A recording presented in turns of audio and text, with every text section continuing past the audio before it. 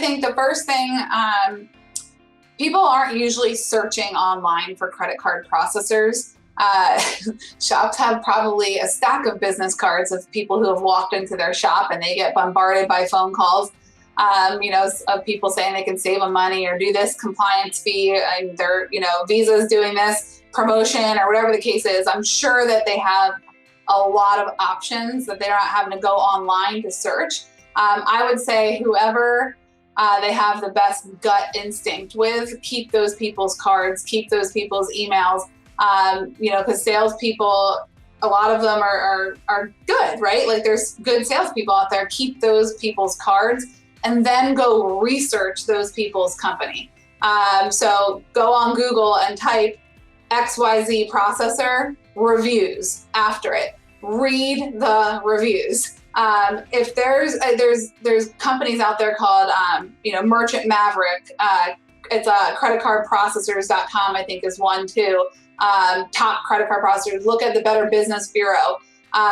If they've had name changes over the years, like there's a reason they typically rebrand and do name changes. And call the customer service number. Don't pit 3 for sales. Sales, they're always going to answer, right? Everyone always wants sales, new sales coming in, ourselves included, of course, right? But call the 800 numbers. See what that hold time is like. Are you getting, pressing 1 for this, 2 for that, and sure, prompts are totally cool for a couple, but when you're getting the runaround, what's that like? What's their hold time like? Because shop owners, when they have a problem, the customer is usually right there in front of them, and they need something fixed quickly. They can't just wait on hold for 20 minutes and then write the credit card number on a Post-it and then hope that it goes through later. So call the company. Ask for sample statements. We have a document that we call the processor polygraph. I'm happy to share it with you, but it has a list of questions. It's like a job applicant, for an interview to fill out. And it's saying like, what's my PCI compliance fee? What's my chargeback fee?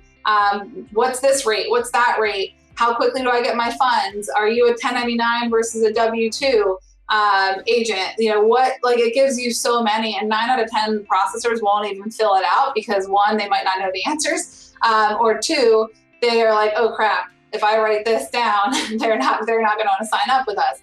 What's your termination fee? Never sign a contract. I'd say that's rule number 1, is there should be 0 penalty to cancel if you ever want to leave. Never sign a lease. I think leases is probably the biggest no-no in our world. Credit card terminals cost $300 to $800 depending on how fancy you want to get with them. There's no reason to lease. We'll even say at the high end, a $600 device. There's no reason you lease cars, you don't lease credit card machines. And any processor that ever tries to lease you a device, kick them out, kick them out of the shop. That's just insane. So I'd say those are some places to start there. And then of course, the online forums and everything are super helpful. But the top thing I really can't drive home enough when it comes to asking about advice from your peers in a lot of these Facebook groups that shop owners are a part of, for example, is you can't compare rates.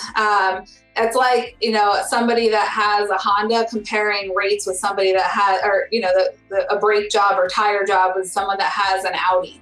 The Audi is just going to cost more on the cost of parts than a Honda. So you can't compare fees because it's not a 1-to-1 ratio or relative.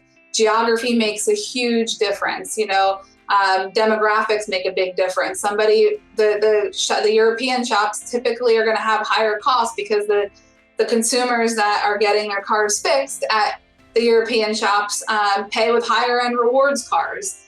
They might key the cards in because they're CEOs of companies and they don't have time to come pick their car up. So they just say, hey, Bob, here's my card number, and they key it in. So how much do you key? What's your clientele like? What is it mainly businesses as your customers? All of that makes a huge difference in the rate. So I'd say anybody that's oh, go with this company because they have the best rate, I'm getting this price.